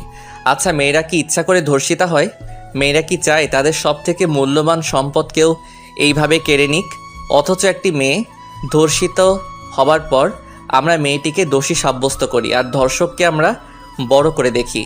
যদি আমরা একটি ধর্ষককে সঠিক বিচারের আওতায় নিয়ে আসতে পারতাম, তাহলে আজ ধর্ষণ তো দূরের কথা, আমাদের সমাজে কোনো ছেলে মেয়েদের দিকে চোখ তুলে তাকাতে পারতো না। কিন্তু আমাদের দেশে কি আমরা তাই করি? মোটেও করিনি। বরং উল্টো, আমি মেয়েদেরকে এমন এমন কথা শোনাই যার কারণে মেয়েরা তাদের অনিচ্ছা সত্ত্বেও আত্মহত্যা করতে বাধ্য হয়, শুধু আমাদের সমাজের মানুষদের জন্য।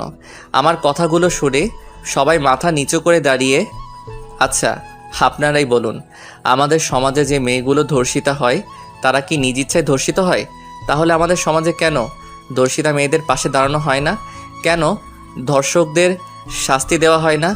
আজ এই দেশে একটি ধর্ষকের সবার সামনে শাস্তি দেওয়া হোক, দেখবেন এই দেশে আর দ্বিতীয়বারের মতো কোনো ধর্ষণের কথা আপনি শুনবেন না। সবাইকে অনেক বুঝিয়ে সবাইকে জানাতে পাশে দাঁড়ানোর জন্য আহ্বান করি। এখন সবাই মিলে জান্নাতের পাশে দাঁড়িয়ে আছি, শুধু ধর্ষকদের শাস্তি প্রদানের জন্য। কিছুক্ষণ পর কিছু গুন্ডা টাইপের ছেলে পেলে আমাদের কাছে এসে ছুরি, রামদা, পিস্তল এসব দেখে ভয় দেখাচ্ছে আর বলছে, যদি তোরা ভালো চাস আর তোদের মেয়েকে সুস্থ দেখতে চাস তাহলে কেসটা উঠিয়ে নে। তোরা কি করতে পারিস আমি দেখে নেব। আমি আমার যথেষ্ট চেষ্টা করে তোদের শাস্তির ব্যবস্থা আমি করব। তোর সাহস তো কম না, তুই আমাদের বিরুদ্ধে মামলা করেছিস, আবার আমাদের মুখের ওপর কথা বলছিস। তোদের মতো কুত্তার সাথে কথা বলতে আমার বয়ে গেছে। তোদের মতো কুত্তার দিকে তাকাতেই আমার ঘৃণা লাগে। কি বললি মাদার? এটা বলে একজন হৃদয়ের পেটে ছুরি ঢুকিয়ে দেয়। হাসপাতালের মেঝে হৃদয়ের রক্ত দিয়ে মেখে একাকার হয়ে গেল। হৃদয়ের অবস্থা অনেক খারাপ। হৃদয় মাটিতে লুটিয়ে পড়ল। সবাই এমন দৃশ্য দেখে ভয়ে আতঙ্কিত হয়ে কাঁপতে শুরু করলো। তারপর ওই বখাটেগুলো বলল, যদি কেসটা না উঠিয়ে নিস তাহলে একে একে সবাই মারা পড়বি। কথাটা খুব ভালো করে মাথায় ঢুকিয়ে নে। এটা বলে সবাই চলে গেল। সবাই হৃদয়কে ধরাধরি করে আইসিইউতে নিয়ে যায়। ডাক্তার তাড়াতাড়ি এসে চিকিৎসা শুরু করে দেয়। হৃদয়ের অবস্থা অনেক সিরিয়াস। একদিকে জান্নাতের অবস্থা খারাপ, অপরদিকে হৃদয়ের সিরিয়াস অবস্থা। কি করবে সবাই ভেবে পাচ্ছে না। এমন সময় ইব্রাহিমের বাবা বলল, এসব বকার ছেলেপিলের সাথে লাগা আমাদের মোটেও সঠিক হয়নি। ইব্রাহিম, তুই থানায় গিয়ে কেসটা উঠিয়ে নিয়ে আয়। ইব্রাহিম কি করবে বুঝতে পারছে না, তাই আঙ্কেলের কথা শুনে ইব্রাহিম থানায় গিয়ে কেসটা উঠিয়ে নিয়ে আসে। হৃদয়ের অপারেশন শেষ, কিন্তু এখনও জ্ঞান ফেরেনি। অনেক রক্ত ঝরেছে, তাই অবস্থা অনেকটাই খারাপ।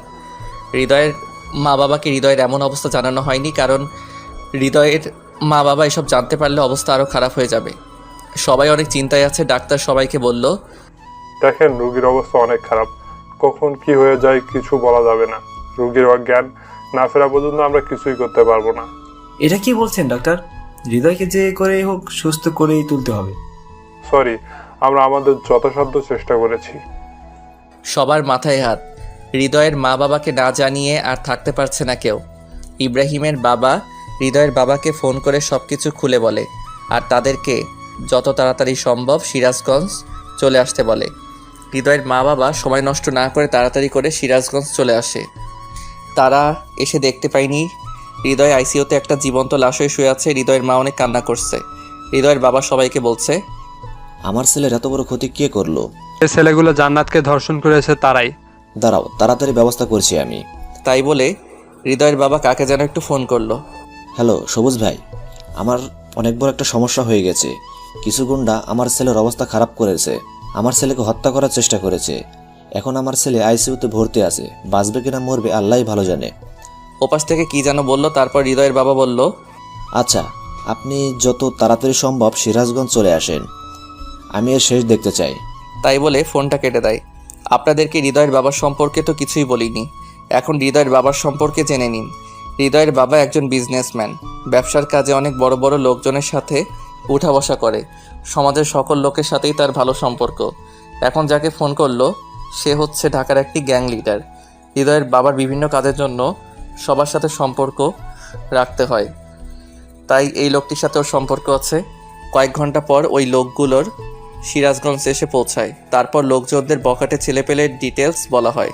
তারপর লোকগুলো সেই বখাটে ছেলেপেলের উদ্দেশ্যে রওনা দেয়। অনেকক্ষণ পর ওই লোকগুলো রাত 8টার দিকে সবার মাঝে ফিরে আসে আর বলে, শহীদুল সাহেব, আমাদের কাজ শেষ, কাল সকালে সবাই সব দেখতে পারবেন। আমাদের কাজ শেষ, আমরা এখন আসি।